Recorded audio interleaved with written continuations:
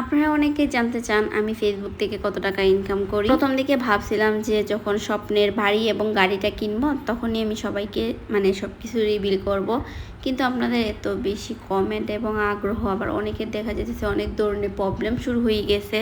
তো ভাবছি না, আজকে জানাই দিই। সন্ধ্যার সময় মেয়েকে নিয়ে একটু বের হয়েছিলাম। মেয়ে বাসার মধ্যে তাইকা অনেক কান্নাকাটি করতেছিল, যেহেতু বাসায় প্রচুর গরম। তো মেয়েকে নিয়ে বের হয়েছিলাম। তারপর এই যে এখানে আম দেখে ভাবলাম না বাসার জন্য একটু আম নেই। আমি শখের বসেই কিন্তু ফেসবুক পেজটা খুলি। ওইসব গল্প অন্য আরেকদিন করব। বর্তমানে বাংলাদেশে 98% ইনকামই অফ, সেটা অনেকেই হয়তো জানে। যতটুকু ইনকাম দিতেছে ততটার জন্য কিন্তু মিনিমাম ভিউজ প্রয়োজন ইনকামের জন্য।